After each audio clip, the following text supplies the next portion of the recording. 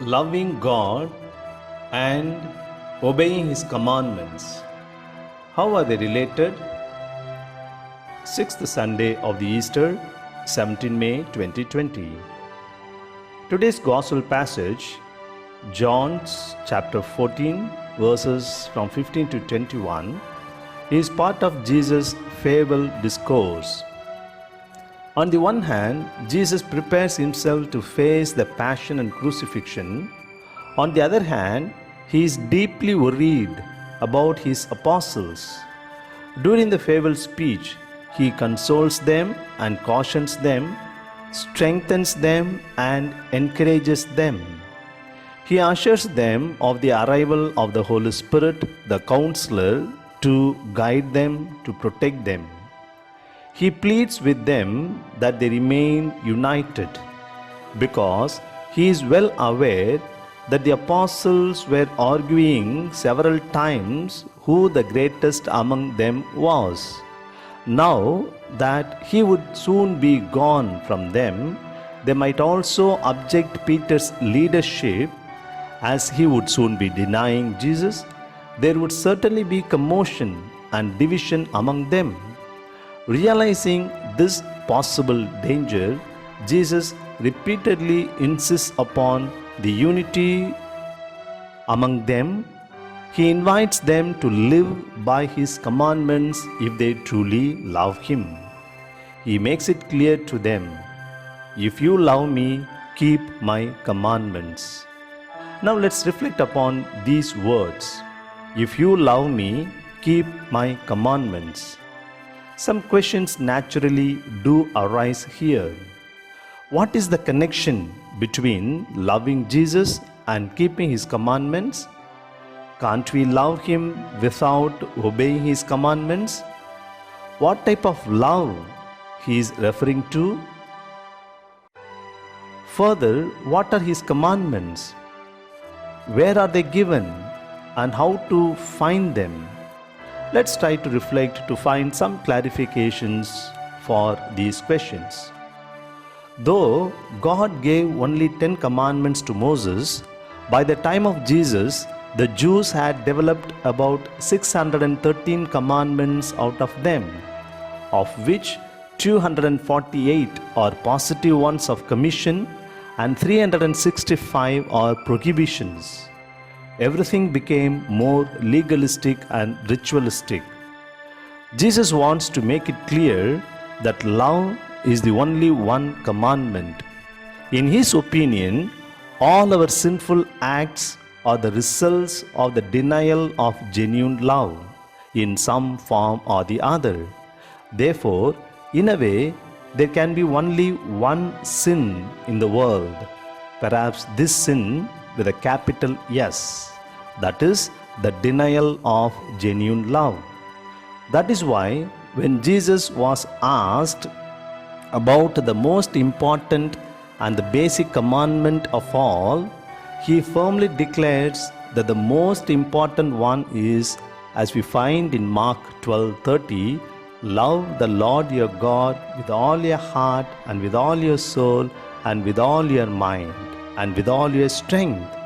The second is this: love your neighbor as yourself. There is no commandment greater than this. Now, it is interesting to note that when they asked Jesus for only one greatest commandment, Jesus mentions about the second one also, because for Him, love for God and love for neighbors are two parts of the same commandment, so to say.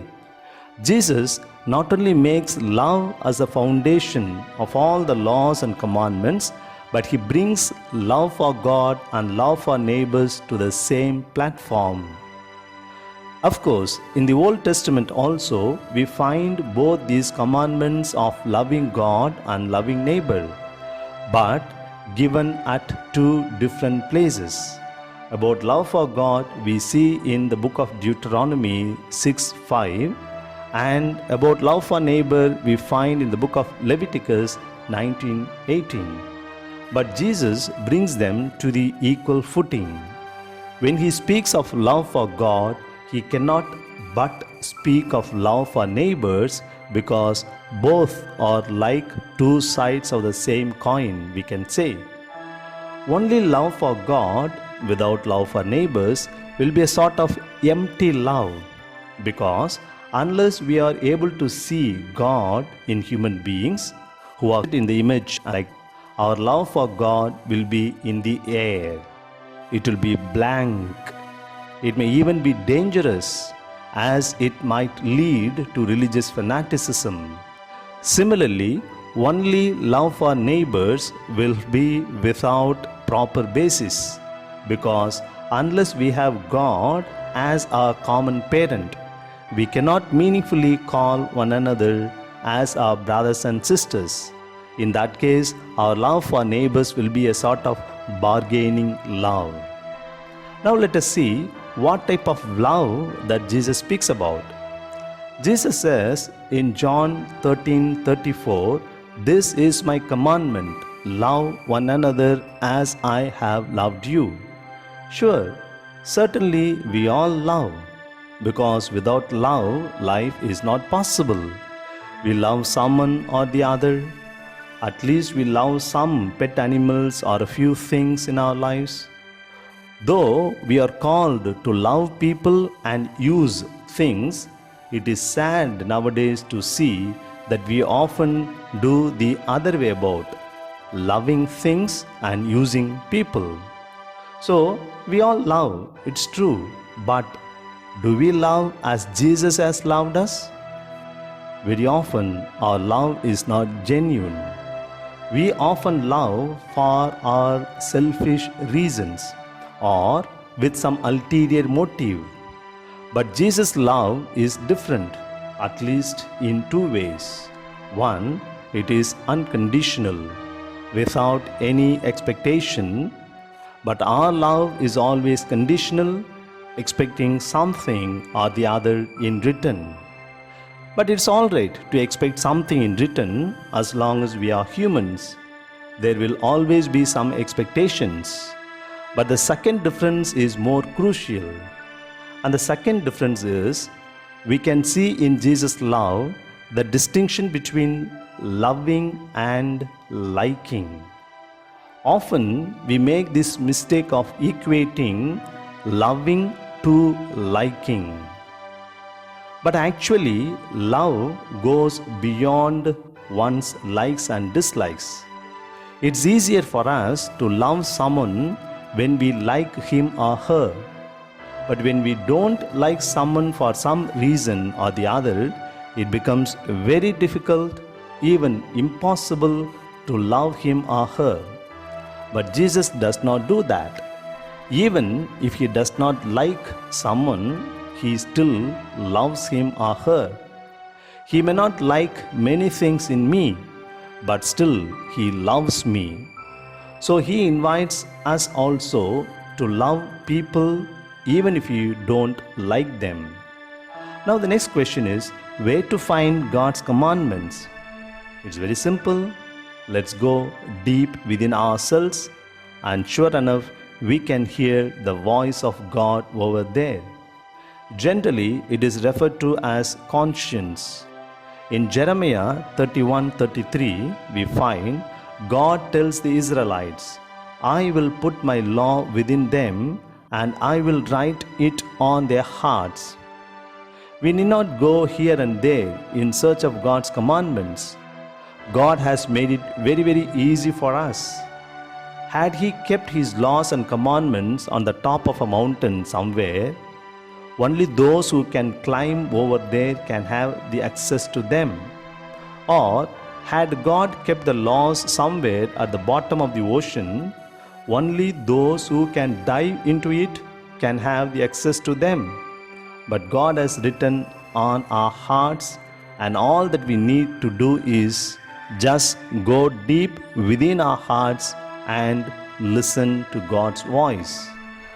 Immanuel Kant, a great philosopher of the modern times, says, "Two things fill me with great admiration and wonder: the starry heavens up above and the moral law within me." The universe, with billions of galaxies and billions and trillions of stars in it, is very meticulously planned out and finely tuned. It is indeed a great marvel beyond our imagination. Similarly, the moral law within us, distinction between right and wrong, good and bad. Now, who gave this distinction? He wonders.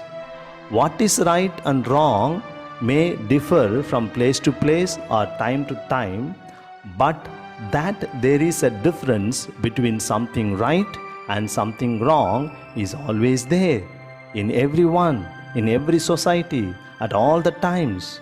So he wonders who is the author of such distinction. Further, there's a deep desire and longing within us to do what is good and right. We always find some justification for all our actions, even though we know that something is wrong and bad and it should not be done, but still we find some justification in doing that. For instance, when a man goes to rob a bank, he very well knows it is wrong to rob it, but he justifies his action that he has no money, but people have excess money to put it in the bank, and the society has a duty to feed him, and therefore he has a right to take that money. Because he justifies his action of robbing, he goes ahead to rob the bank. He may be wrong in the justification, obviously he is wrong, but that is why we must always be careful and cautious about our justification. Now the final question, is it not possible to love God without obeying His commandments? When we say we love God, it's quite natural that He expects us to obey His commandments, because His commandment itself is nothing but love. Moreover, there is no meaning for my love if I don't keep up His words. It's like a child when it is excited, it goes and hugs its mother, kisses her on both the cheeks and tells her, "Mummy, I love you so much. You are the only mummy and all the others are dummy in the world." Then probably, most probably, the mother will reply, "Yes, you say all these things, but you don't obey when I tell you something." Now what does it imply? The mother expects that if the child's love for her is true and genuine, the child must obey her words, because the mother tells everything that is actually good for the child. Similarly, since God is our loving Father and Mother, it's quite natural that He also expects that we obey His words if our love for Him is true and genuine. With all this, it's clear that loving God and obeying His commandments are just two sides of the same coin, because the commandment itself is about love, and there cannot be any true love if we don't obey His commandments. Let us think about it today.